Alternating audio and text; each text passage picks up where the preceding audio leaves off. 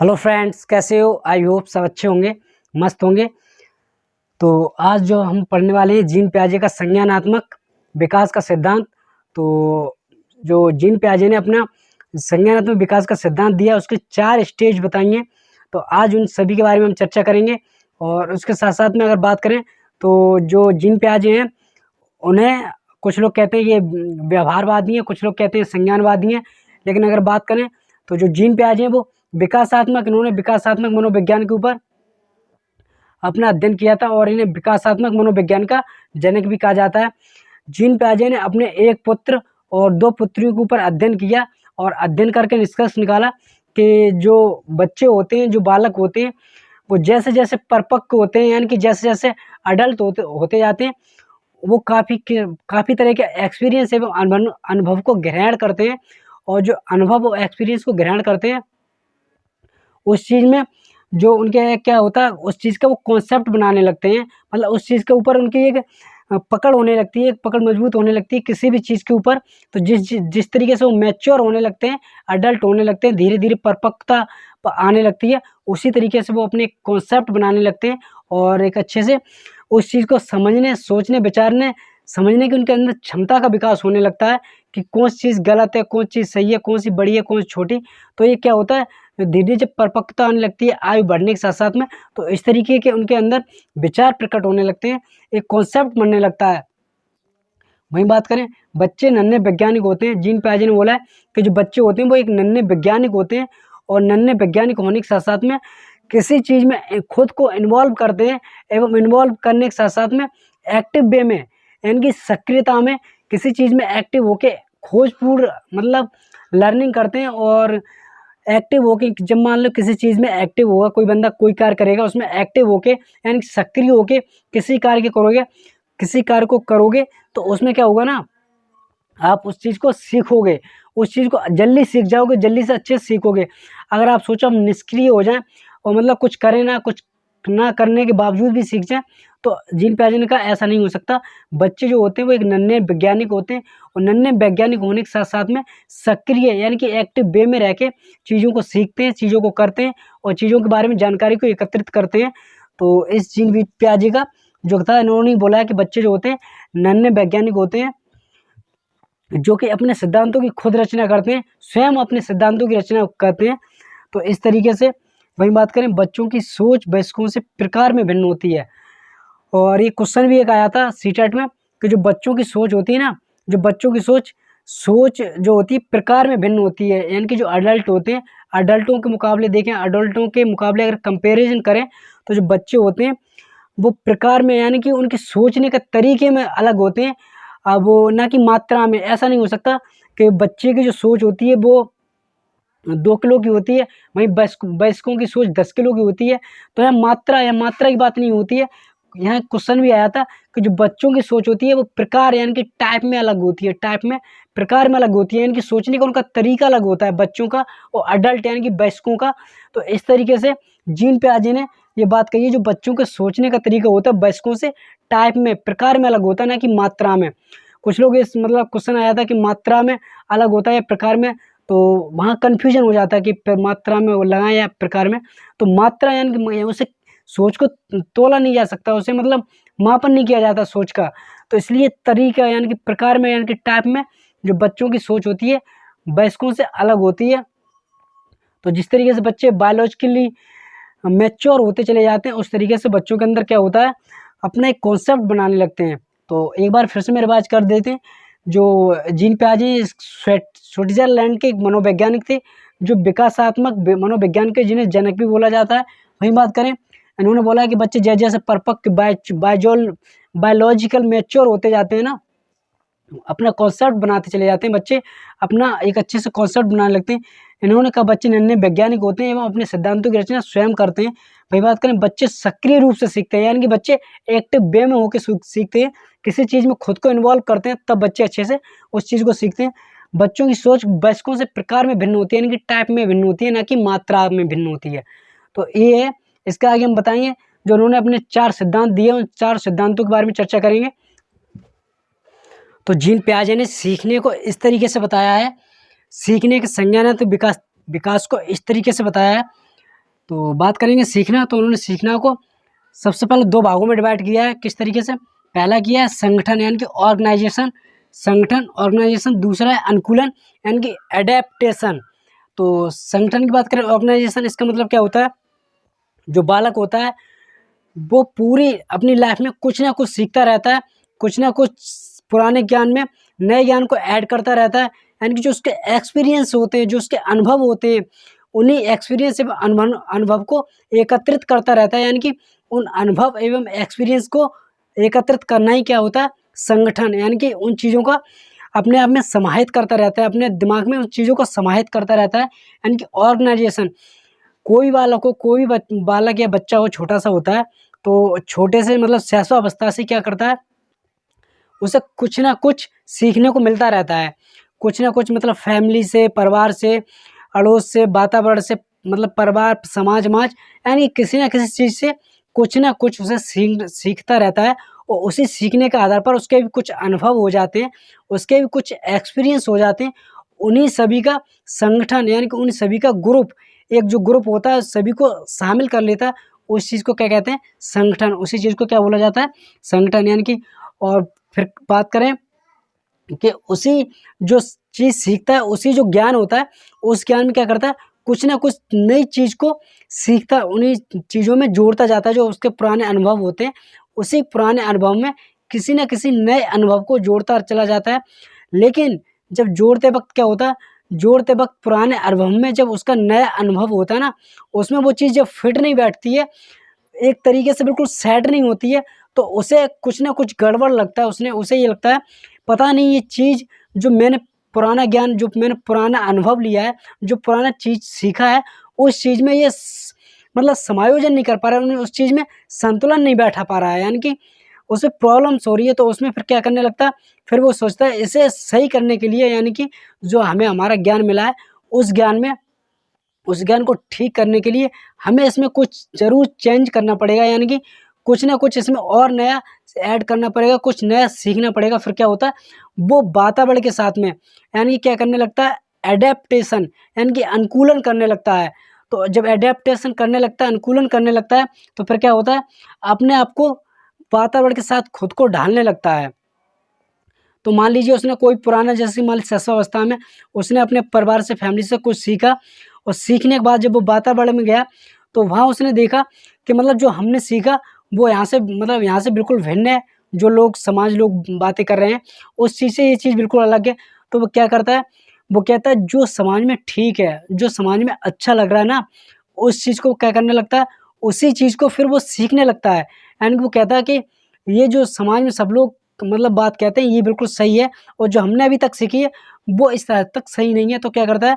उस चीज़ में एडेप्टेशन करने लगता है, अनुकूलन करने लगता है वातावरण के साथ में।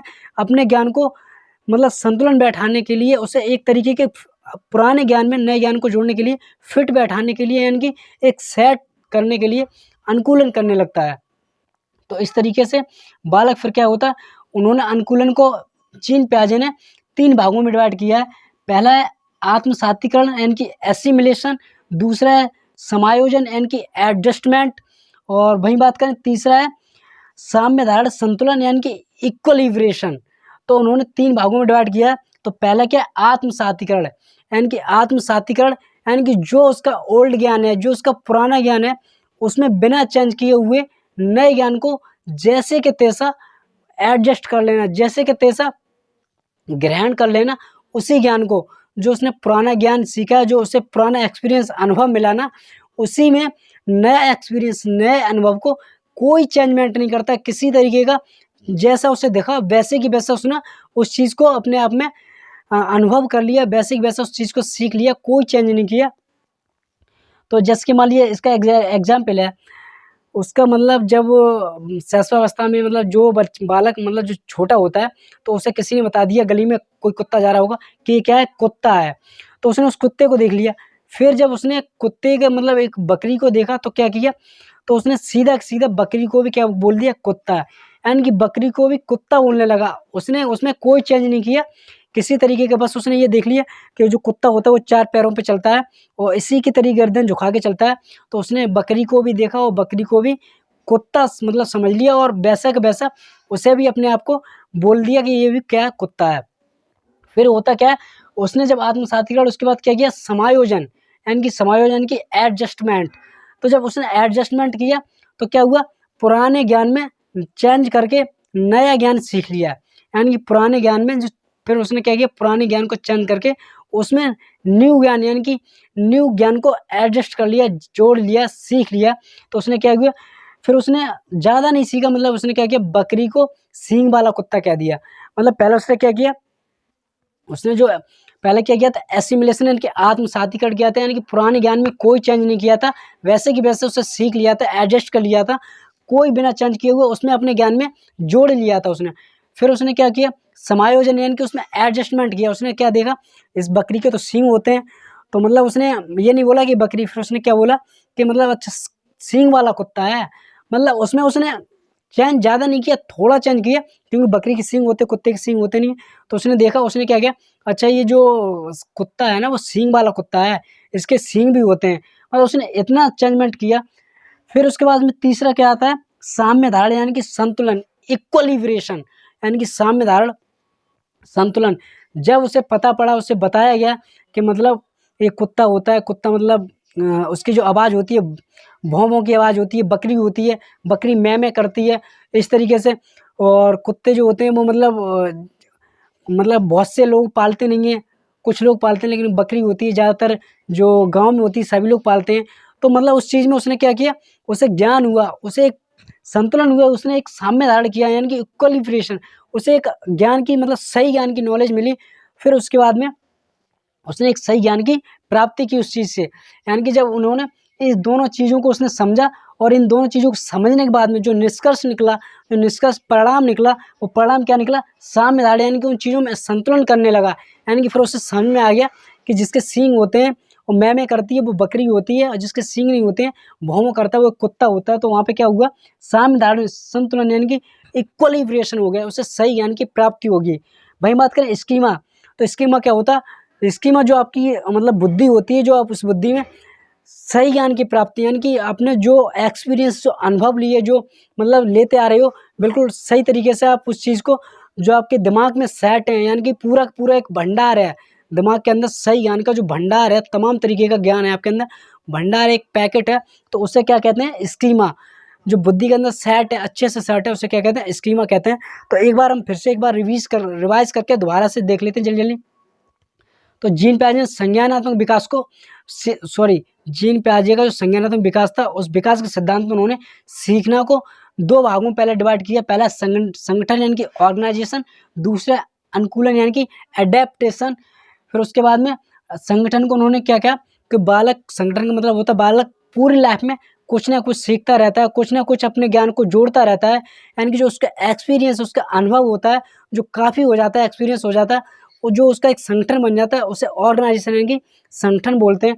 उस संगठन में जब वो पुराना सीखने लगता है, फिर लेकिन उसके बाद में फिर क्या होता है, जब वो वातावरण यानी कि अनुकूलन करता है, अनुकूलन के माध्यम से क्या होता है, जब वो अपना देखता है कि हमारे पुराना ज्ञान जो हमने सीखा, उसमें जो नया ज्ञान है, उस ज्ञान में फिट नहीं बैठ रहा, उस ज्ञान में सेट नहीं हो रहा, तो फिर क्या करता है, एडेप्टेशन, यानी कि वातावरण के साथ में खुद को ढालने लगता है, वातावरण के साथ में अनुक्रिया करने लगता है, ढालने लगता है, ताकि उसे एक ज्ञान की नॉलेज हो सके। और उसके साथ में खुद को ढालने के बाद में फिर उन्होंने एडेप्टेशन यानी कि अनुकूलन को 3 भागों में डिवाइड किया।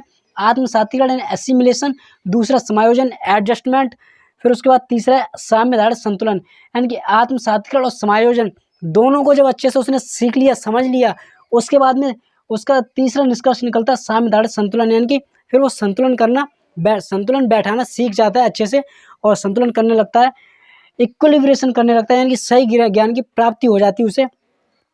तो फिर उससे और बात करें स्कीमा क्या है, स्कीमा जो है वो सूचनाओं का भंडार है, यानी कि आपके अंदर जो सही ज्ञान की नॉलेज है, सही ज्ञान जो आपके अंदर वो एक भंडार के रूप में प्राप्त है, तो उसे क्या कहते हैं, स्कीमा कहते हैं, जो आपकी बुद्धि में सेट है, तो उसे स्कीमा कहते हैं। अब इसके बाद हम बात करेंगे, जो जीन पियाजे ने बालक की 4 अवस्थाएं बताई, तो उन अवस्थाओं के बारे में बात करेंगे। तो बात करेंगे अब जीन पियाजे की अवस्थाओं के बारे में। तो जीन पियाजे ने कुल 4 अवस्थाएं बताई हैं, तो उन 4 अवस्थाओं के बारे में हम बात करेंगे। तो जीन पियाजे ने विकास की जो अवस्था बताई है, उनको 4 स्टेज में उन्होंने उसको डिवाइड किया है। जो विकास को तो बात करेंगे। जीन पैजिक 4 अवस्थाएं हैं। पहली है संवेदी पेशीय अवस्था, यानी जो संवेदी पेशीय अवस्था होती है, यानी कि सेंसरी मोटर एज, यानी कि सेंसरी मोटर स्टेज इसको बोलते हैं, जो कि 0 से लेकर 2 वर्ष तक चलती है।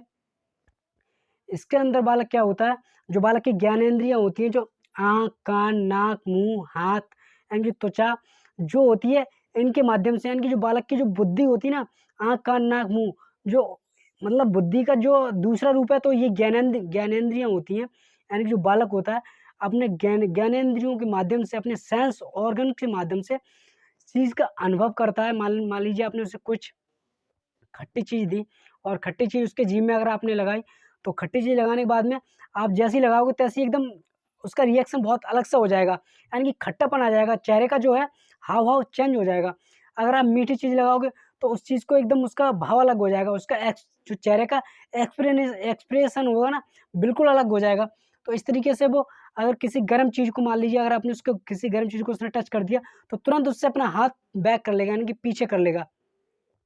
इसी तरीके से अगर उसकी आँखों पे अगर आप कोई लाइट डालोगे, प्रकाश मतलब कोई टॉर्च, अगर आपने उसकी आँखों पे लाइट डाली, तो अचानक से उसकी आँख बंद हो जाएँगी टॉर्च डालने पर, यानी कि उसके प्रकाश जो होता है ना, अपनी ज्ञानेंद्रियों के माध्यम से बालक क्या होता है, अपने सेंस ऑर्गन के माध्यम से पेशीय अवस्था में, यानी कि सेंसरी मोटर जो स्टेज होती है, इस अवस्था में 0 से 2 वर्ष होती है। इस अवस्था में वो अपने सेंस ऑर्गन के माध्यम से ज्ञान की प्राप्ति करता है। तो जो उसका सेंस ऑर्गन, यानी कि उसके ज्ञानेंद्रियाँ होती हैं, उसके दिमाग के समान होती है, उसकी बुद्धि के समान होती हैं। तो इस तरीके से इस एज में अगर हम बात करें, तो बच्चे के अंदर वस्तु स्थायित्व का गुण, यानी कि जो वस्तु स्थायित्व जो आ जाता है, इसका मतलब होता है कि जो अगर आपने बालक को कोई खिलौना दे दिया और खिलौना देने के बाद में उस बालक ने उस मतलब खिलौनों को देख लिया, और देखने के बाद में आपने क्या किया, उस खिलौने को कहीं छुपा दिया, यानी कि उसको कहीं रख दिया, उसे बच्चे से उसको नज़र नहीं आ रहा, तो उसका मतलब ये नहीं है कि उस बच्चे को छुपाने के बाद में आपको उसके अंदर ये चीज़ नहीं है कि उसने ये समझ लिया कि खिलौना है ही नहीं। उसके अंदर ये चीज़ सेट हो गई, उसके दिमाग में आ गई कि खिलौना है और मेरे और पास ही है, मतलब इस दुनिया में वो चीज़ है। अगर उसने देख ली तो उसका मतलब है उस चीज़ इस दुनिया में है और कहीं नहीं है, मेरे और पास ही है। तो सबसे पहले क्या करेगा, जिस जगह पे आप उसके सामने खिलौना उठा के उसको देते हो, तो सबसे पहले क्या करेगा, उस जगह जाएगा और उस चीज़ को वो ढूँढेगा वहाँ से। जब वहाँ ढूँढने के बाद में वहाँ चीज़ उसको नहीं मिलेगी, तो उसके और पास वो देखना शुरू कर देगा। यानी कि उसके पास में ये चीज़ आ जाती है कि अगर आपने किसी चीज़ को उसे दिखा दिया, तो इसका मतलब है वो चीज़ इस दुनिया में उपस्थित है, उसके और पास है और वहाँ चीज़ है। तो वस्तु स्थायित्व का मतलब यही होता है कि अगर किसी चीज़ को, बच्चे को खिलौना वगैरह कोई चीज़ उसको दिखा दो, तो उस चीज़ को वो ऑब्ज़र्व कर लेता है, उस चीज़ को देख लेता है और देखने के बाद में उसके अंदर दिमाग में चीज़ स्थित हो जाती है कि वो चीज़ कहीं न कहीं है और मेरे और पास ही है, यानी कि इस दुनिया में वो चीज़ है या नहीं है, तो वो है नहीं। वहीं बात करें दूसरे स्टेज की, यहाँ बात करें दूसरा स्टेज आ जाता है, तो दूसरे स्टेज में पूर्व संक्रियात्मक, जो कि 2 से 7 वर्ष तक चली है, यानी कि प्री ऑपरेशनल स्टेज होती है, जो कि पूर्व संक्रियात्मक अवस्था, जो कि 2 से 7 वर्ष तक वो चलती है। इस एज में बालक क्या करता है, सिंबल्स यानी कि प्रतीकों का यूज़ करने लगता है। सिंबल्स का यूज़ करने लगता है।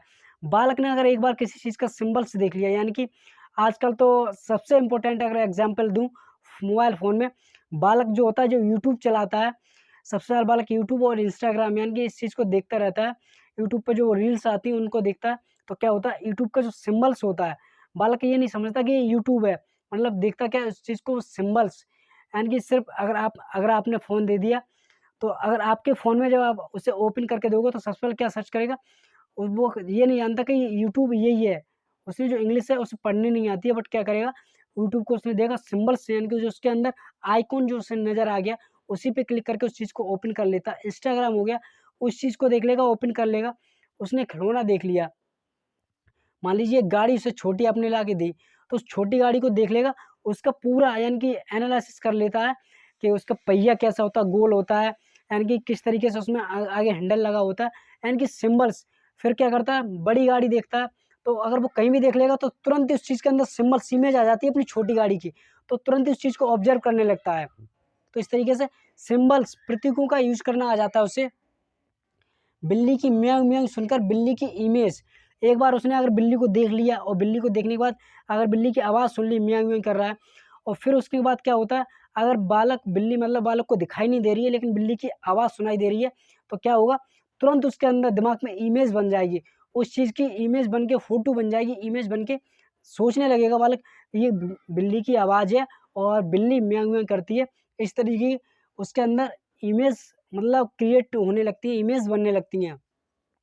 जीववाद यानी कि एनिमिज्म, निर्जीव चीज़ों को सजीव समझने लगता है, यानी कि बालक के अंदर जीववाद होता है, यानी कि कोई भी निर्जीव वस्तु, यानी कि एनीबॉडी, कोई भी वस्तु, कोई भी चीज़ हो, अगर आपने वस्तु को मार दिया और उससे कह दिया, लो मैंने इसको मार दिया इसको, तो क्या होता है, खुश होने लगता है। यानी कि उसे ये लगता है कि ये चीज़ सजीव थी, इसे मार दिया, अब मतलब मेरा बदला पूरा हो गया। सपोज़ दैट बालक कहीं जा रहा है और रास्ते में गिर गया, गिरने के बाद हम क्या करते हैं, धरती माता को मारने लगते हैं, पैरों से मारेंगे, हाथों से मारेंगे, तो क्या होता है उसके अंदर वो खुश हो जाता है और ये समझने लगता है कि हाँ, रियल में उस चीज़ को मारा है, तो इसका मतलब है उसका बदला पूरा हो गया और खुशी होने लगती है। यानी कि हर चीज़ में क्या देखने लगता है, अपनी गुड़िया होगी, उसकी गुड़िया लड़की होगी तो उसकी डॉल्स होगी, तो बालक होगा, उसके मतलब अलग खिलौने होंगे, तो क्या होगा, जो गुड़िया होती है ना, उसको जो बालिकाएँ होती हैं, उसे नहलाएँगी, धुलाएँगी, सुलाएँगी और सो जा, खाना खिलाएँगी, यानी कि उस चीज़ में उसे सजीवता दिखाई देती है, उस चीज़ में उसके अंदर क्या होता है, ये लगता है जीववाद उसके अंदर दिखाई देने लगता है। इस तरीके के बालक के अंदर जो प्री ऑपरेशनल स्टेज होती है, 2 से 7 वर्ष यानी कि पूर्व संक्रियात्मक स्टेज होती है, उसमें बालक के अंदर जीववाद एनिमिस्ट का गुण पाया जाता है।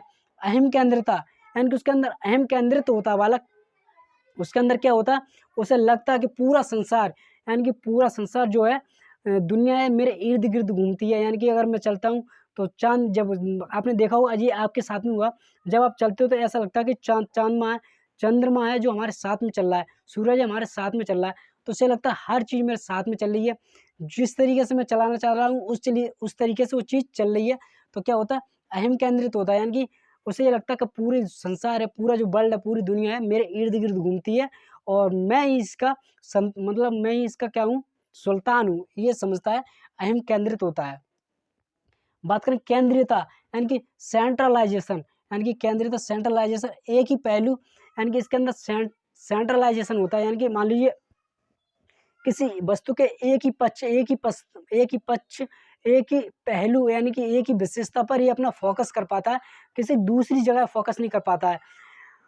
अगर उस बालक को आपने क्या किया, मान लीजिए पानी है, गिलास है, 2 गिलास हैं, दोनों ग्लासों में सेम पानी रख दिया जाए, बालक से बोला जाए कि मतलब ये बताइए कि पानी किस में ज़्यादा है, तो बालक कहेगा ये दोनों में ज़्यादा है। यानी कि उसने दोनों चीज़ों को एक समान, एक ही पहलू पे, यानी कि दोनों का जो साइज़ है, शेप साइज़ है, सेम है, कोई दिक्कत मतलब किसी में कम ज़्यादा नहीं है। बट वहीं फिर क्या कर दो, एक गिलास बड़ा कर दो, एक गिलास छोटा कर दो और पानी दोनों में सेम रखो, तो फिर क्या होगा, जो बालक है सबसे ज़्यादा जो फ़ोकस करेगा, जो मतलब जिस पहलू पे फ़ोकस करेगा वो बड़े वाले पे फ़ोकस करेगा। यानी कि पानी उतना ही है, उसी मात्रा में, बट क करेगा क्या? वो ये कहेगा कि मतलब बड़ा वाला जो गिलास है इसमें पानी ज़्यादा है। हालाँकि पानी दोनों में ज़्यादा है, लेकिन उसके अंदर जो समझ है वो इसकी है कि जो चीज़ बड़ी होगी, जिस चीज़ का पहलू बड़ा होगा उस चीज़ के ऊपर फ़ोकस कर पाएगा। तो इसके अंदर ये क्या होता है ना, सेंट्रलाइज़ेशन, यानी कि जो सेंट्रलाइज़ेशन, उसका जो केंद्रिता होती है वो किसी एक पक्ष पे होती है, बाकी पक्ष पे नहीं होती। उसे सिर्फ़ एक चीज़ दिखाई देती है, ज़्यादा बड़ी हो, ज़्यादा दिखाई दे रही हो उसके सामने, बस उसी पे फ़ोकस करेगा। सपोज़ दैट आपके हाथ में 5 गोलियाँ हैं, ठीक है? आपने मुट्ठी बंद कर दी और ज़मीन पे 5 गोलियाँ फैला दी, तो उससे कहोगे, ये बताओ मेरे हाथ में ज़्यादा है या ज़मीन पे है? तो वो ज़मीन वाली बताएगा, क्योंकि उसमें फैलाव नज़र आ रहा है उस चीज़ का। तो इस वजह से क्या करेगा, उस चीज़ को वो, उसका जो सेंट्रलाइज़ेशन है, जो केंद्रीयता है, एक चीज़ पे फ़ोकस होती है। बात करें अतार्किक चिंतन, यहाँ बालक में इलॉजिकल थिंकिंग होती है, यानी कि अतार्किक चिंतन, कोई तर्क नहीं होगा किसी चीज़ का, मतलब समझ नहीं होगी फिर भी उस चीज़ के ऊपर पूछने लगेगा, बताने लगेगा, मतलब उसमें कोई तर्क नहीं होता, तर्क नहीं कर पाता है, इसलिए इसे क्या कहते हैं, अतार्किक चिंतन की अवस्था कहते हैं। तो इस तरीके से दूसरी पूर्व संक्रियात्मक अवस्था को मैंने समझाया। अब बात करेंगे तीसरी, यानी कि मूर्त संक्रियात्मक अवस्था, कॉन्क्रीट ऑपरेशन एज, यानी कि जो कि कितनी होती है, 7 से 11 वर्ष होती है मूर्त संक्रियात्मक अवस्था। इसमें क्या होता है, तार्किक चिंतन, यानी कि बालक जो है तार्किक चिंतन करने लगता है, किसी तर्क के ऊपर चिंतन करने लगता है, तर्क के आधार पर चिंतन करने लगता है, तो इसलिए इसे क्या कहते हैं, तार्किक चिंतन कहते हैं। पलटावी गुण आ जाता है बालक के अंदर, जो पलटावी गुण है विकसित हो जाता है, रिवर्सिबिलिटी आ जाती है बालक के अंदर, यानी कि अगर आप उससे पूछोगे 5 + 2 कितना होता, तो तुरंत बता देगा 7। और उससे अगर पूछोगे 2 + 5 कितना होता, तब भी बोल देगा कि 7। यानी कि उसके अंदर किसी भी तरीके से आप घुमा के पूछोगे, यानी कि रिवर्सिबिलिटी, यानी कि पहले सीधा पूछ लिया, फिर उसके बाद रिवर्स यानी कि उल्टा पूछ लिया, तब भी बालक आपको वही चीज़ बताएगा। उससे पूछोगे कि आप मतलब आपके स्कूल से घर की दूरी कितनी है, तो बालक बता देगा 1 किलोमीटर। और फिर आप पूछोगे कि विद्यालय से घर की दूरी कितनी है, तब भी यानी कि सीधा बता देगा। उसके बाद में रिवर्स यानी कि उल्टा पूछोगे, तब भी यानी कि बता देगा। उसके अंदर इस चीज़ का गुण आ जाता है। दूरी, भार, ऊंचाई, क्रम की योग्यता, दूरी बताने लगेगा, मतलब दूरी में ये दूरी कम है, ये ज़्यादा ऊंचाई, मतलब ये ज़्यादा ऊंचाई, ये कम ऊंचा है। यानी कि क्रम, यानी कि किस किस क्रम में कौन सी चीज़ रखी है, एक क्रम से रखना पड़ेगा, या मतलब क्रम में नहीं रखी है तो उसे क्रम में रख देगा, यानी कि उसके अंदर क्रमबद्धता आ जाती है। तो इस तरीके से दूरी, भार, ऊंचाई, क्रमबद्धता आदि की उसके अंदर योग्यता आ जाती है, आदि का गुण विकसित हो जाता है। बात करें संरक्षण की योग्यता, यानी कि बालक के अंदर कंजर्वेशन, यानी कि संरक्षण की योग्यता आ जाती है, कंजर्वेशन की योग्यता आ जाती है। संरक्षण अगर देखा जाए तो बालक के सामने अगर आपने किसी चीज़ को लेके आए, तो किसी चीज़ को मान लीजिए रोटी है, रोटी की जो मतलब आपकी मम्मी है, कोई भी जो लोई होती है, उसको बेल के क्या कर देती है, बड़ा कर देती है। तो बालक इस चीज़ को समझने लगता है कि जो लोई है, उसकी जो आकार है, उसका जो शेप है, साइज़ है, उसी को उन्होंने बड़ा कर दिया।